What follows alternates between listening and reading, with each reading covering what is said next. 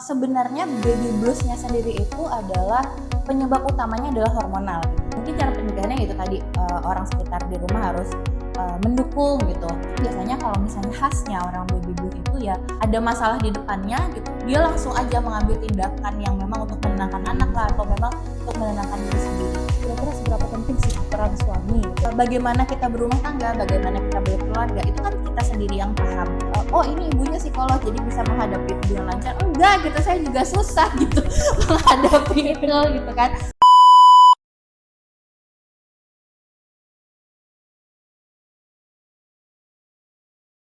Assalamualaikum warahmatullahi wabarakatuh. Selamat siang, apa kabar keluarga Bunda di rumah sekalian? Baik, pada siang hari ini kita ada sedikit bincang-bincang siang ya dengan salah satu psikolog kita, yaitu Mbak Anggreni Ade Putri Remianto, SPSI, MPSI Psikolog. Siang ini kita akan membahas tentang baby blues. Mungkin ya para keluarga Bunda udah sering ya dengar kata-kata baby blues, apalagi ibu-ibu yang baru melahirkan. Apa sih kira-kira baby blues itu? Terus kita harus ngapain sih untuk ngadapin baby blues tersebut? Nah, jadi pada siang ini kita akan berbincang langsung dengan psikolog kita, yaitu Mbak Ade. Oke, Assalamualaikum warahmatullahi wabarakatuh, keluarga Bunda. Saya Anggreni. Saat ini saya memang psikolog di RSI Mutiara Bunda. Dan memang betul saat ini kita akan membahas tentang baby blues syndrome gitu ya. Sebenarnya baby blues syndrome itu yang namanya sindrom yang memang adalah kumpulan gejala ya. Kumpulan gejala yang dialami oleh ibu-ibu pasca melahirkan. Memang biasanya kalau baby blues syndrome ini gejala-gejala yang muncul itu mengarah ke yang negatif gitu ya. Jadi kayak dia punya pemikiran negatif, perasaannya pun menjadi lebih blues gitu. Terus memang dia jadi misalnya punya pemikiran yang terhadap dirinya sendiri itu jadi kayak rendah diri, memang merasa bersalah tentang dirinya sendiri, merasa bersalah dengan apa yang terjadi di lingkungannya, atau secara emosi pun dia menjadi orang yang gampang sedih gitu, gampang sedih, dikit-dikit nangis, terus dikit-dikit nyalahin diri, terus menjadi gampang tersinggung gitu.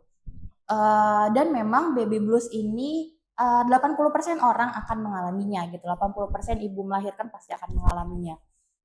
Kalau untuk durasinya sendiri ya, itu terjadi di hari pertama biasanya, dan akan meningkat intensitasnya itu di hari ketiga atau keempat pasca melahirkan dan akan terus-terusan terjadi biasanya di 14 hari pertama pasca melahirkan. Tapi nanti mungkin di hari ketiga keempat akan meninggi, kemudian akan melandai dengan sendirinya sampai kalau penelitian itu bilangnya di 1 sampai 2 bulan pertama pasca melahirkan dia akan nanti akan berkurang dengan sendirinya sampai habis gitu, selesai perasaannya. Nah, memang kalau untuk gejala-gejala yang muncul sendiri itu ya seperti yang saya bilang tadi, dia akan menjadi gampang sedih, itu nggak diapa-apain aja dia nangis gitu ya, apalagi nanti akan diapa-apain lah sama orang lain, terus memang gampang tersinggung. Nanti ketika anaknya nangis pun dia akan menyalahkan diri sendiri, padahal kan bayi itu ya memang wajar untuk menangis gitu kan, dia menangis ya ya bayi gitu pasti menangis, makan dan lain-lain gitu kan. Jadi ketika bayinya menangis pun sebenarnya itu bukan salah dia, dia akan menyalahkan dirinya, ini salah aku memang tidak pantas menjadi ibu, dan memang pemikiran-pemikiran seperti itu. Faktor penyebab. Nah, kalau untuk di faktor penyebabnya sendiri, sebenarnya baby blues-nya sendiri itu adalah penyebab utamanya adalah hormonal gitu. Secara ilmunya, ketika kita ibu melahirkan, dia akan kehilangan hormon progesteron dan estrogen ya, benar ya Mbak ya. Jadi itu sebenarnya penentu untuk bikin kita tuh kehilangan mood, terus kita jadi gampang lelah banget, jadinya pola tidur kita berubah, jadi tidur kita pun tidak berkualitas dan lain-lain. Itu faktor penyebab utamanya. Selanjutnya memang dari dukungan sosial penyebabnya. Jadi bukan cuma suami, sebenarnya suami ya pasti sangat berperan penting dalam hal itu ya. Tapi juga bukan cuma suami, tapi juga di tempat orang yang dia tinggali gitu. Jadi misalnya kayak orang tua kah, atau mertua kah, atau saudara kah, atau pengasuhnya gitu. Itu juga sangat berperan penting menjadi faktor penyebab atau tidaknya nanti terjadinya baby blues, atau parah atau tidaknya si baby blues ini. Jadi diharapkan orang-orang sekitar ini memberikan dukungan lah, dukungan. Kalau misalnya dia tidak mendukung, ya itu akan jadi faktor penyebabnya. Terus faktor penyebab lain ya urusan psikososial gitu, kayak usia ibunya ketika hamil, ketika melahirkan, terus faktor ekonomi, faktor pendidikan, lingkungan, dan lain-lain. Nah, selanjutnya memang faktor kesiapan ibu dalam menghadapi kelahiran anaknya gitu, entah itu pas masa hamil, apakah memang hamilnya sulit gitu, atau adanya kesenjangan antara harapan dan realita yang didapat oleh ibu gitu. Jadi kayak misalnya dia pengen anaknya perempuan, terus tiba-tiba lahirnya laki-laki, itu juga bisa jadi faktor penyebab gitu.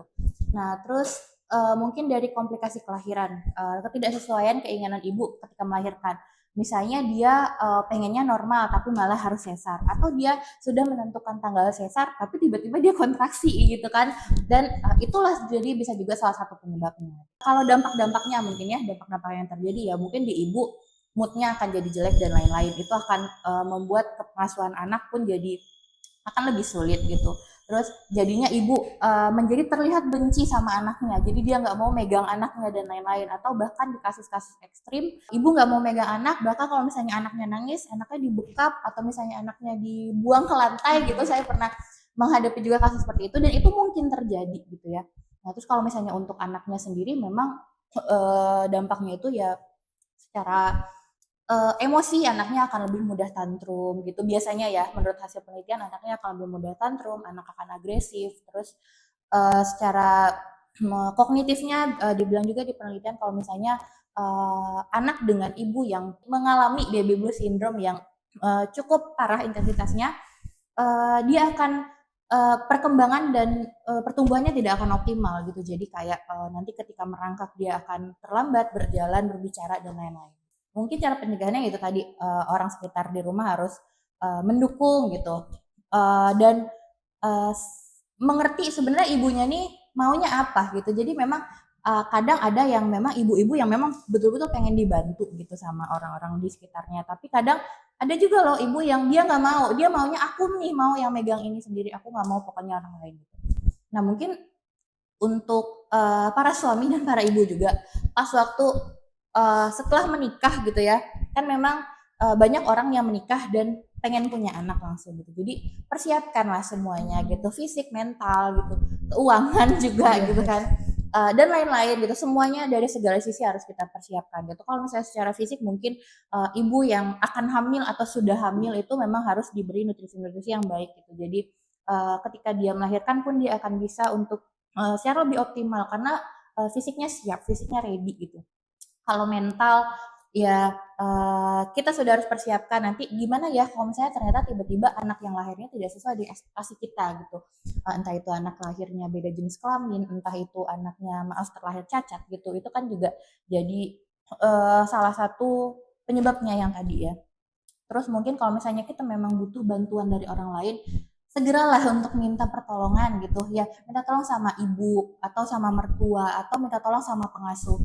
Kita untuk sebentar istirahatin diri sendiri dan tidak mengasuh anak itu bukan suatu dosa besar gitu. Itu wajar. Gimana orang habis melahirkan capeknya gimana? Ya bayangin aja darahnya keluar banyak, semuanya harus dikeluarkan gitu kan di saat itu gitu. Nah, itu juga bisa menjadi salah satu mencegahnya gitu. Tapi kan memang dibilang nih tadi 80% orang akan mengalami baby blues gitu.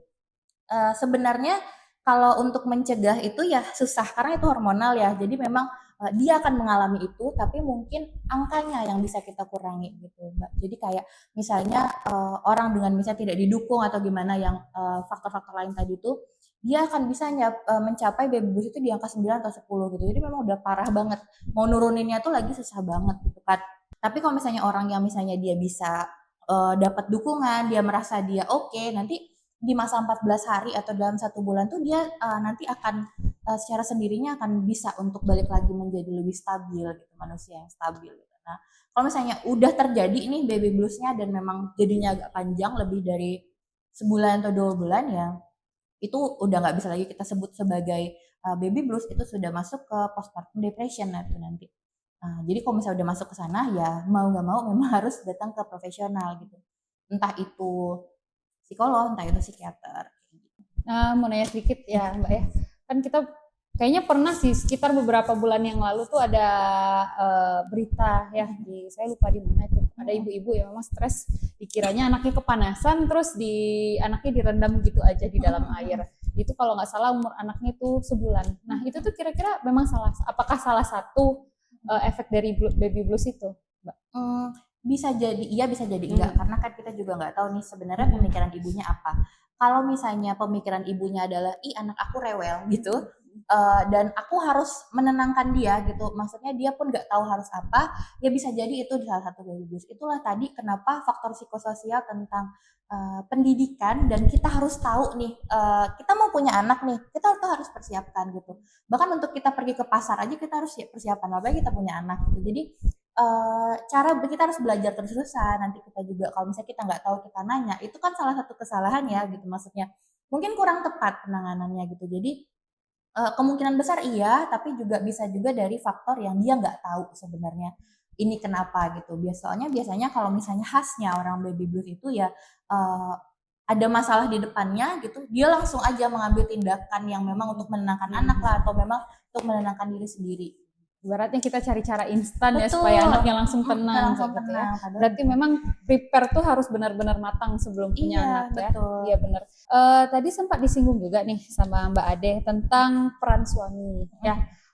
Kira-kira seberapa penting sih peran suami gitu terhadap apalagi pada istri yang baru melahirkan ya. Jadi memang peran suami dan istri, ibu dan ayah tuh sama sebenarnya untuk dalam mengurus anak gitu ya. Sebagaimana peran suami dan istri ketika membuat anak gitu, itu juga sama besarnya peran ini untuk menjaganya gitu kan. Jadi maksudnya segimana ibu ya mungkin memang peran ibu untuk menyusui anaknya gitu, untuk melahirkan dan menyusui. Nah tapi kan ayah juga berperan, misalnya membantu untuk menenangkan ibu. Toh sekarang kalau misalnya asinya seret, yang disuruh pijetnya kan yang pijetin ayahnya gitu. Iya, Segitulah besarnya peran si ayah ini gitu terhadap ibu yang habis melahirkan gitu ya. Misalnya menenangkan lah, atau kayak misalnya ganti popok, atau misalnya ya ngapain manasin ASI ketika memang butuh gitu, atau misalnya anaknya nggak bisa ASI, misalnya ibunya susah ASI campur sama sufor ya, ayahnya yang bikinin dan lain-lain gitu. Mungkin sebagian itu sih yang memang penting banget gitu. Nah sekarang kan ada lagi nih yang istilahnya LDM ya, long distance marriage ya, jaraknya jauh itu tuh berarti kan nggak begitu maksimal membantu istrinya untuk hal ini kan. Kira-kira menurut Mbak Ade gimana? Kalau untuk orangnya LDM gitu ya, itu mungkin terasa sangat sulit di awal oleh ibunya, apalagi karena mau bagaimanapun biasanya memang ibu itu akan lebih percaya sama suaminya untuk menjaga anaknya dibanding sama orang lain gitu, karena anggapannya oh ini anaknya kok, pasti dia akan sebisa mungkin untuk apain anaknya, ngurusin anaknya. Kalau misalnya LDM dan memang ayahnya tidak bisa cuti, mungkin pilihan pertama adalah ayahnya cuti gitu ya, sampai memang keadaan ibu stabil gitu di 2 minggu di awal. Tapi kalau misalnya ternyata ayahnya tidak bisa cuti, ya itu tadi kita bisa minta tolong sama orang lain gitu. Itu fungsinya persiapan mental dari awal. Kan ibu nih udah tahu nih suaminya LDM gitu, suaminya jauh gitu kan. Jadi ibu sudah mempersiapkan dari awal gitu. Oh ya nanti di 2 minggu suami aku akan pergi gitu. Itu biasanya bisa sugesti-sugesti positif itu akan bisa sebenarnya membantu gitu. Dan itu tadi minta tolong sama orang lain, karena memang untuk kita ngerawat anak sendiri habis melahirkan itu sulit banget gitu, karena memang kita kan juga diminta untuk beristirahat ya gitu, karena kalau misalnya kita nggak istirahat di awal nanti efeknya akan makin panjang gitu. Jadi badannya sakit lah, udah jelas pola tidur terganggu, terus pasti akan capek ngurus anak gitu ya. Nah yang kayak gitu mungkin jadi memang mungkin butuh bantuan orang lain gitu kalau misalnya memang rasanya nggak bisa untuk sendiri. Kalau seandainya untuk wanita karir nih gimana nih, biasanya kan ya termasuk ya saya sendiri sebenarnya punya anak juga ya, jadi ya bisa dibilang anak saya masih kecil, masih bayi, jadi dan juga harus bekerja. Nah itu kan memang ya namanya wanita karir bisa dibilang lebih complicated ya, pikirannya itu juga di satu sisi mereka harus fokus ke kerja, tapi di sisi lain mereka juga harus memikirkan anak kayak gitu. Nah menurut Mbak Ade nih gimana baiknya? Kita harus tahu istilah istilah awamnya gitu, istilah agak kasarnya ya kita tahu diri sebenarnya. Kita tahu diri kita harus apa, kewajiban kita apa. mungkin kalau misalnya setelah case-nya ini adalah setelah melahirkan, makanya kan mungkin ibu tuh punya cuti melahirkan gitu, dikasih waktu untuk dia benar-benar bisa untuk memulihkan dirinya dan dia sudah bisa mengatur kebiasaan di rumah bagaimana dia dengan anak, anaknya harus apa gitu. Sehingga bisa dikasihlah kepercayaan ke orang lain gitu. Nah di situ mungkin ya balik-balik lagi ke kita harus minta tolong sama orang lain atau memang entah itu kita pakai pengasuh atau misalnya kita titipkan ke orang tua atau mertua atau kita kasih ke daycare gitu. Itu sebenarnya suatu pilihan-pilihan yang harus kita ambil mau gimana pun caranya. Kalau misalnya memang mau berhenti bekerja ya udah nggak apa-apa gitu. Tapi kalau misalnya ternyata itu adalah pilihan yang sangat sulit untuk kita karena kan memang bagaimana kita berumah tangga, bagaimana kita berkeluarga, itu kan kita sendiri yang paham. Kita bekerja, wanita bekerja itu pasti sudah mempunyai banyak banget pertimbangannya karena memang ninggalin anak itu sulit gitu sebenarnya. Nah, jadi memang kita ambil konsekuensinya, kita lakukan kewajiban kita semua, ya udah kita ikhlaskan aja gitulah. Maksudnya jadi agak naif ya kayak ikhlasin aja lah anak diurusin orang. Memang sulit, tapi mau gimana lagi gitu.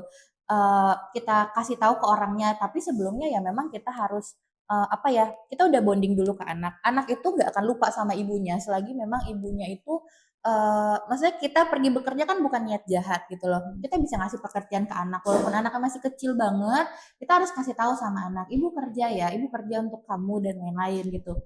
Kalau ibu nggak kerja nanti susah gitu kan. Nah terus nanti bilang, oh, walaupun anak kecil dia akan mengerti, itu harus kita tanamkan gitu. Walaupun anak tuh masih kecil kita sounding terus-terusan dia akan paham apa yang kita maksudnya. Jadi setelahnya kita misalnya di waktu jatah cuti itu kita sudah pelajari semua nih tentang anak, dia akan tidur jam segini, makan jam segini, minum susu jam segini, barulah kita bisa kasih sama orang. Kita pesankan sama orangnya, nanti dia tidur jam segini ya, nanti dia ini jam segini gitu. Jadi pola dia pun tidak rusak gitu karena kita bekerja gitu. Dan ya memang mungkin ada mungkin case-case gitu udahlah dia LDM gitu kan, dia juga ibu bekerja gitu. Nah, itu sulit, memang sulit. Tapi ya itu memang sekarang pilihannya yang harus kita hadapi gitu kan.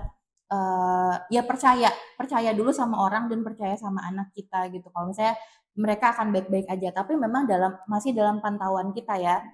Kayak kita ada percaya dengan orang lain, dengan satu orang dan kita bisa mengasih kepercayaan itu ke mereka dan mereka akan melakukan dengan baik. Ya balik lagi dengan kita bekerja ini adalah pilihan yang sulit. Ibu-ibu yang memilih untuk bekerja itu adalah pilihan yang sulit banget sebenarnya. Bukan berarti kita nggak sayang anak. Ini salah satu bentuk sayang kita sama anak sebenarnya gitu kan. Tapi ya mungkin orang-orang mungkin banyak yang kurang paham. Sekarang ya namanya keadaan itu Betul. setiap orang beda-beda. Beda-beda ya. gitu. Dan kita pun harus benar-benar percaya sama orang yang kita titipkan Betul. anak kita. Benar. Soalnya kalau misalnya banyak sih orang yang nggak percaya gitu. Tapi saya salah satu orang yang memang percaya tentang kalau misalnya ibunya bad mood gitu, maksudnya ibunya banyak pikiran atau misalnya apa itu akan ngaruh ke anak gitu. Karena kalau secara psikologis kan ikatan kita sama anak kan erat banget ya kalau misalnya memang kita betul-betul mengurus dia gitu dari waktu dia hamil dan lain-lain. Kita hamil dan lain-lain kita mengurus dia, jadi ikatan emosionalnya akan dekat, sangat dekat sekali. Jadi ketika kita memang bad mood atau ketika kita perasaan kita nggak enak, itu pasti ke anak. Jadi ketika kita pergi dari rumah dengan aduh gimana ya anak aku gitu, dia di rumah pasti rewel gitu. Itu maksudnya bukan yang kayak kepercayaan orang zaman dulu memang seperti itu, tapi kalau menurut saya itu memang logis gitu karena kan saking ya ikatan batin Ya, itu tadi antara gitu. ibu dan anak itu Makanya kalau misalnya kita nggak percaya ketika kita keluar dari rumah ya anak pasti rewel, jadinya kan kita makin nggak percaya sama orangnya kan gitu, ya muter-muter di sana aja jadinya. bisa berikan kata-kata semangat untuk ibu-ibu yang baru lahiran ya, apalagi ya memang sih banyak, apalagi di berita juga banyak kan kasus-kasus ibu yang baru melahirkan, buang bayinya, belum lagi karena mereka jarak dengan suaminya jauh juga, yang di lingkungan sekitar juga kurang mendukung, apalagi ya kalau kata orang ya kata-kata tambahan itu, ih anaknya kok gini, betul. Aduh, dikit-dikit komen, ih anaknya kok kecil banget ya kayak gitu, berbeda dikit ya, kok anaknya kayak gini kayak gitu. Nah itu kan sebenarnya memang salah satu faktor yang bikin si ibu itu kepikiran lah istilahnya kayak gitu ya Mbak ya. Mungkin boleh sedikit dikasih semangat untuk ibu-ibu. Iya oke. Jadi kalau misalnya memang sekali lagi kita harus tahu kalau misalnya memang baby blue syndrome itu 80% dari kita akan mengalaminya gitu. Nah, sebelum kita sampai ke sana dengan intensitas yang besar tadi seperti yang sudah kita bahas tadi, ya memang kita harus melakukan langkah-langkah pencegahan sih sebenarnya.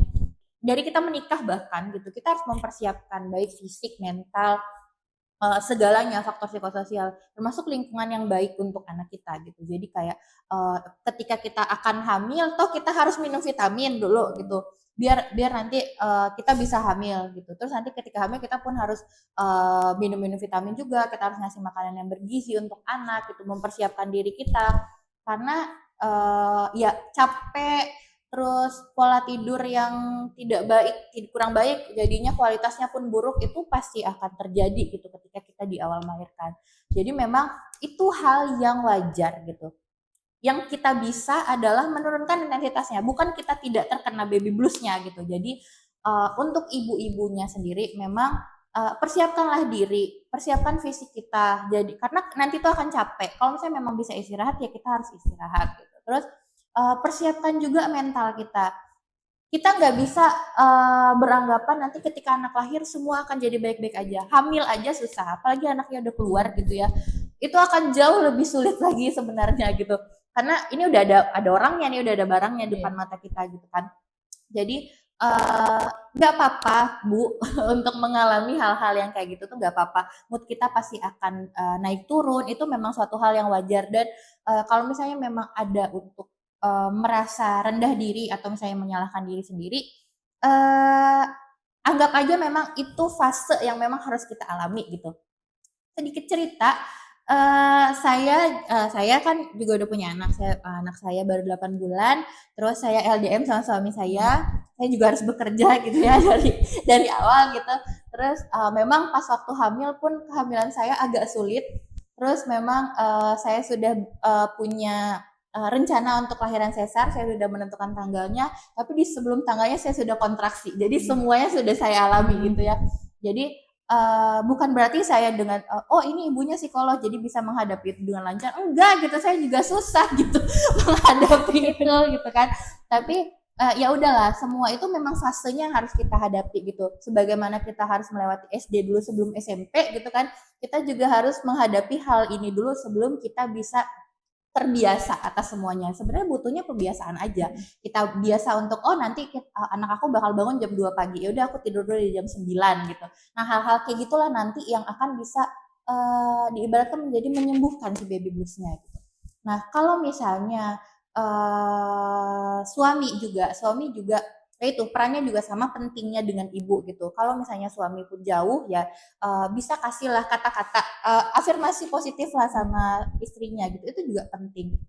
Dan mungkin suaminya nanya, sekedar nanya udah makan apa belum gitu, anak gimana gitu, oh satu lagi. Dan kalau biasanya bapak-bapak dia akan lebih fokus sama anaknya dibanding sama ibunya gitu, itu juga jadi salah satu faktor banget yang bikin ibu jadi down gitu.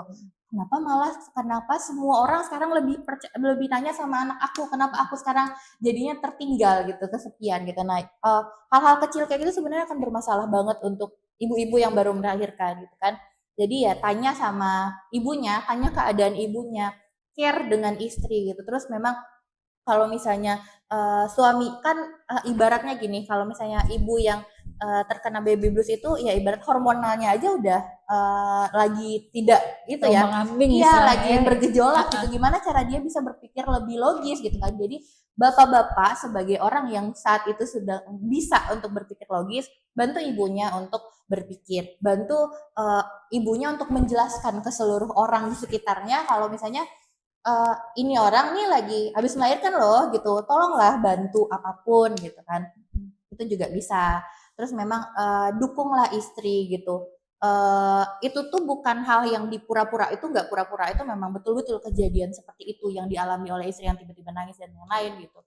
Nah mungkin juga kalau misalnya memang sudah terjadi dan pantau terus kita sebagai orang yang mengalami dan suami dan orang-orang di sekitar kita yang memang melihat ternyata ibunya ini kok udah lebih dari sebulan, terus kita lihat lebih dari 2 bulan kok intensitasnya tidak berkurang ya, kok dia makin malah menjadi-jadi ya kayak gini. Bisa dibawa dan harus dibawa ke profesional gitu ya. Apapun itu, misalnya contohnya kayak misalnya penyebab ibu ini terlihat kok kayak dia galau banget itu karena misalnya asinya nggak keluar, bawa ke profesional, bawa ke konselor asi gitu. kalau misalnya ternyata juga mentalnya masih tidak terlalu baik, dilihat lama gitu kan, sebelum makin masuk ke postpartum depression yang benar-benar depresi banget tadi itu, ya memang harus bawa ke psikiater atau bawa ke psikolog gitu, karena memang butuh bantuan itu gitu. Minimal ya untuk cerita aja, nanti akan dapat penanganan lagi dari psikolog atau psikiater yang memang dia datangi gitu, dan memang jangan sampai abai terhadap hal itu, karena memang dampaknya banyak ya tadi. Ya ibu bisa aja jadinya tuh kayak berita-berita ibu bunuh anaknya gitu, atau ibu malah berpikiran untuk membunuh dirinya sendiri karena dia menganggap dia tidak becus menjadi ibu gitu. Atau memang dampak besarnya yang lebih besar lagi ya, keharmonisan rumah tangga akan terganggu karena ayahnya kan sih nih gitu, kok kamu gini-gini terus sih, kok kamu nggak becus sih jadi ibu, kan gitu kan, pemikiran ayah akan menjadi seperti itu karena melihat ibunya kok galau mulu gitu kan. Ya segeralah datang ke profesional gitu. Jangan lupa di Mutiara Bunda udah ada klinik layanan psikologinya, bisa juga datang ke bagian psikologi kita, datang ke psikolog kita. Terus mungkin memang nggak cuman orang yang baby blues ya Mbak ya, jadi memang mungkin Semuanya iya ya. semuanya yang memang merasa perlu untuk datang ke psikolog ya memang bisa untuk datang ke tempat kita gitu, ke Mutiara Bunda gitu. Boleh disebutkan Mbak harinya? Oh iya, Hari apa aja, jamnya jam berapa? iya, oke. Saya praktek di Mutiara Bunda setiap hari dari hari Senin sampai Jumat. Sabtu Minggu saya on call. Kalau hari Senin, Selasa, Kamis saya di jam 9 sampai jam 12. Kalau di Rabu dan Jumat saya di jam 1 sampai jam 3. Oke, baik ya keluarga Bunda sudah cukup jelas ya, sudah banyak nih yang di share tentang baby blues tadi ya. Semoga bermanfaat bagi kita semua. Jadi catatan pentingnya semoga ini bermanfaat bukan hanya untuk keluarga Bunda yang baru melahirkan saja, tapi baik yang sedang dalam program hamil atau sedang mempersiapkan kehamilan, yang sedang hamil, ya biar bisa tahu juga kita referensi ya sebelum nanti mempersiapkan diri untuk melahirkan.